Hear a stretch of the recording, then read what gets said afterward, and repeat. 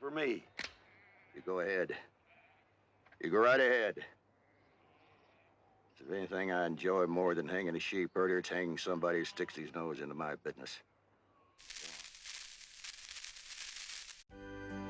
Interesting facts about famous people. 20 B-movie Western actors. Taking a look at a particular category of Western actor today. To start, here is an explanation of what a B-movie star is. A B-movie is a low-budget commercial motion picture made during the golden age of Hollywood. The term identified films intended for distribution as the less publicized bottom half of the double feature, akin to B-sides for recorded music. However, the US production of films intended as second features largely ceased by the end of the 1950s, with the emergence of commercial television at the time. Film studio B-movie production departments changed into television film production divisions. They created much of the same type of content in low-budget films and series. The term B-movie continues to be used in its broader sense to this day. In post-Golden Age usage, B-movies can range from lurid exploitation films to independent arthouse films. So let's get started. I'm not suggesting these are supporting or character actors. Even John Wayne started off in Western B-movies, as did many of the later stars of the genre. If you enjoy this video, take a peek at my channel for more. The link's in the description. Let me know your thoughts in the comments. Don't forget to share with your friends. The more the merrier.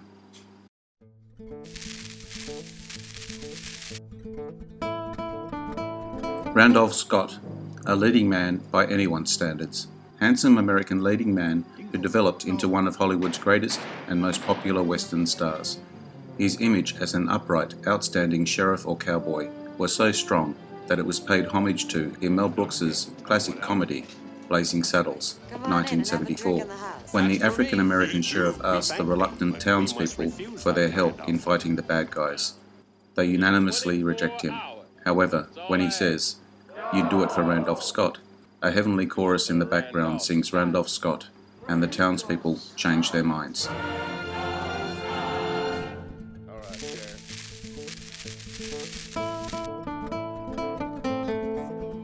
Joel McCrea, one of the great stars of American westerns, and a very popular leading man in non-westerns as well.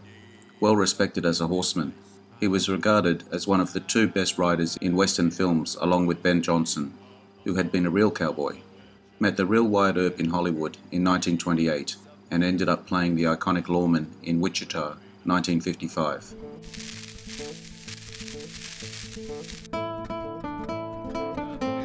Audie Murphy, a national hero during World War II as the most decorated combat soldier of the war. Among his 33 awards was the Medal of Honor, the highest award for bravery that a soldier can receive.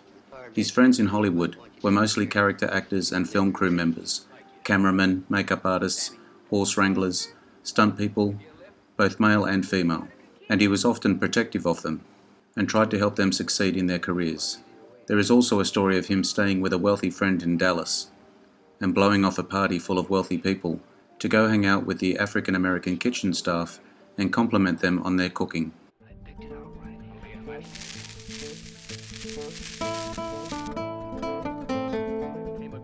Rory Calhoun, Henry Wilson, an agent known for his stable of young, attractive, marginally talented actors, with unusual names like Rock Hudson and Tab Hunter, signed Rory to a contract and initially christened him Troy Donahue, then changed it to Rory Calhoun. He used the Troy Donahue name later on another up-and-coming actor, with excellent results. Well, at least we'll scare him off. Yeah, and I'll be living scared, jumping at shadows. Why don't you let me do it my way?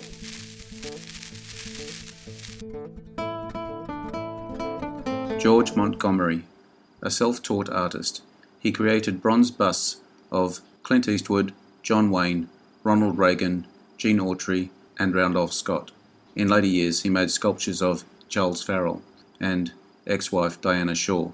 Hers and those of his children and himself sit at the Mission Hill Country Club, home of the Diana Shaw Golf Tournament.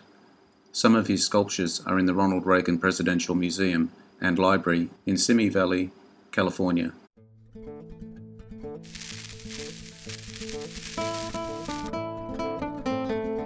Dale Robertson made his name in television westerns in the 1950s and 60s, retired after he finished his role as Zeki in the TV series Hearts of the West, 1993, in order to spend more time at his Yukon, Oklahoma ranch and raise horses. Inducted into the Hall of Great Western Performers of the National Cowboy and Western Heritage Museum in 1983.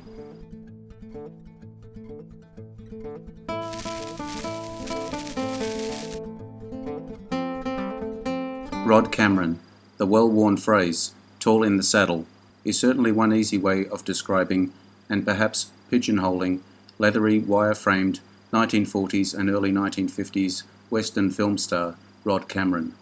Divorced his first wife and married her mother. He was an accomplished pianist.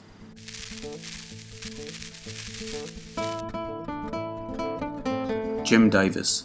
Tall, rangy Jim Davis spent much of his early career in westerns, mainly at Republic Pictures. The Missouri-born and raised Davis, relaxed, easygoing manner and southern drawl easily fit most moviegoers' image of the cowboy, and Republic put him in a ton of them over the years. Best remembered by the public for his role as Jock Ewing on the 1980s soap opera Dallas.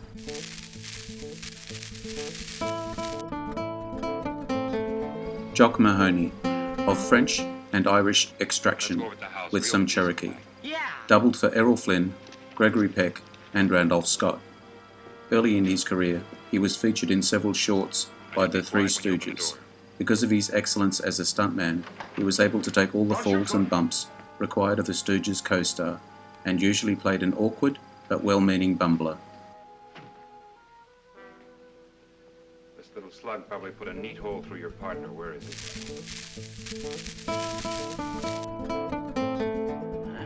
Van Heflin. Craggy-faced, dependable star character actor. Van Heflin never quite made the Hollywood A-list, but made up for what he lacked in appearance with hard work, charisma, and solid acting performances. There's still time to get out of this, Dan. There's still time.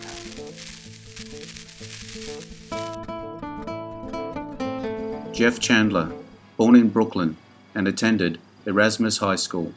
After high school, he took a drama course and worked in stock companies for 2 years. He stood 6'4" by the time he was 15, and started to grey when he was 18.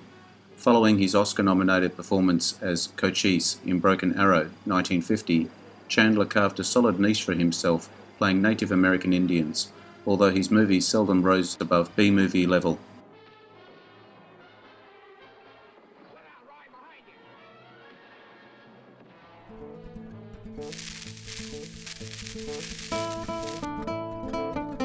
John Hodiak, one of several up-and-coming male talents who managed to take advantage of the dearth of World War II-era superstars MGM's Clark Gable, Van Johnson, Robert Taylor, and James Stewart, among others. Quote, "I don't know whether I'm acting or not, because I've never been sure what acting is. I've played different types, but it seems to me they turn out to be just myself every time."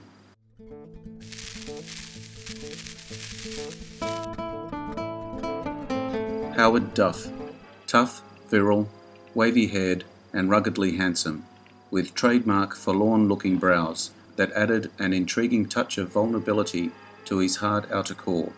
Actor Howard Duff and his wife at the time, actress Ida Lupino, were one of Hollywood's premier film couples during the 1950s Golden Age.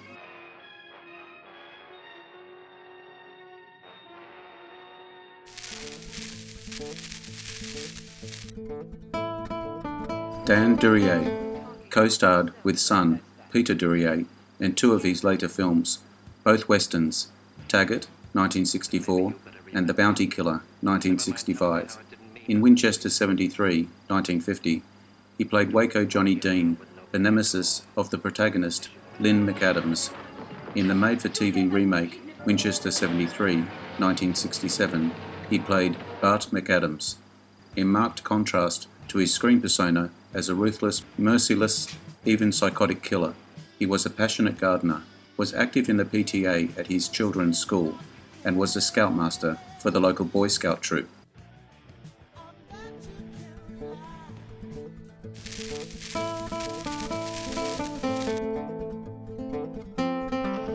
Ray Milland became one of Paramount's most bankable and durable stars, under contract from 1934 to 1948. Yet little in his early life suggested a career as a motion picture actor. As of 2020, he is one of 4 actors who have won Best Actor at the Oscars and at the Cannes Film Festival for the same performance. When accepting the Best Actor Oscar for The Lost Weekend, 1945, from Ingrid Bergman, gave one of the shortest speeches in Oscar history. Thank you very much indeed. I'm greatly honoured.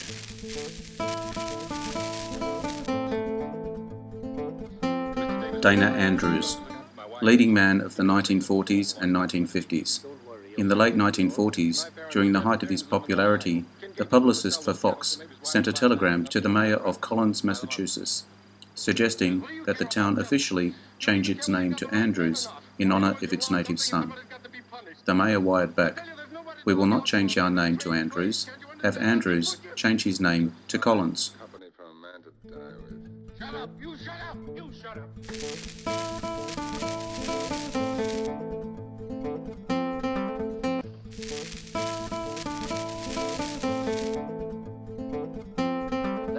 Victor Mature, applying for membership in the swank Los Angeles Country Club at the height of his fame, Mature was turned down and told that the golfing facility did not accept actors as members. His response, "I'm not an actor, and I've got 64 films to prove it." And makes us rather bear those ills we have than fly to others that we know not of. Thus conscience does make cowards of us all.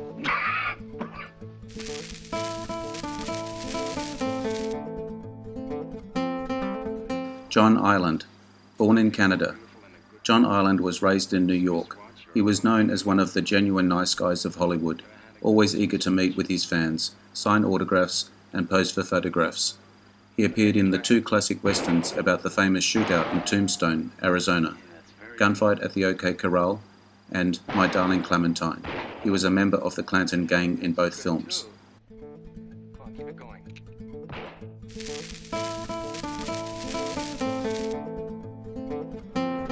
Lloyd Bridges. He was awarded a star on the Hollywood Walk of Fame for television on Hollywood Boulevard in Hollywood, California, on February 1st, 1994. He appeared in 3 films that have been selected for the National Film Registry by the Library of Congress as being culturally, historically, or aesthetically significant. A Walk in the Sun, 1945, High Noon, 1952, and Aeroplane, 1980.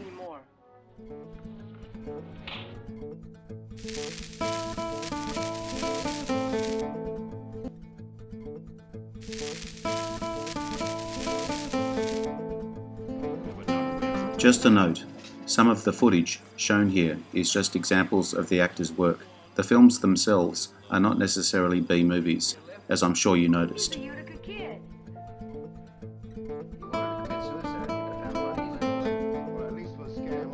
Just to end the video, something about me and the channel.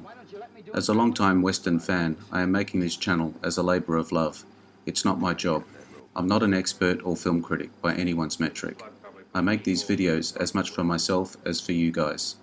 Thank you for all the positive feedback I have been getting. For those of you who only see the mistakes I make, I apologise. I have no staff or resources other than myself, so mistakes will happen.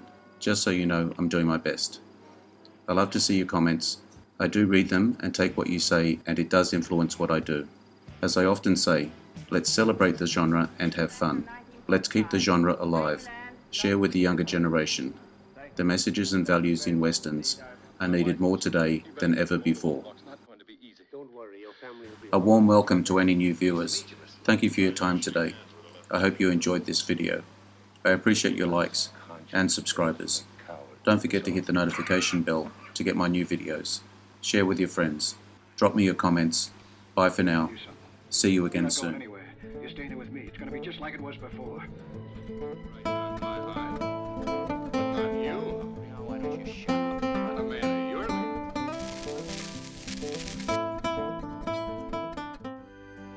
Interesting facts about famous people.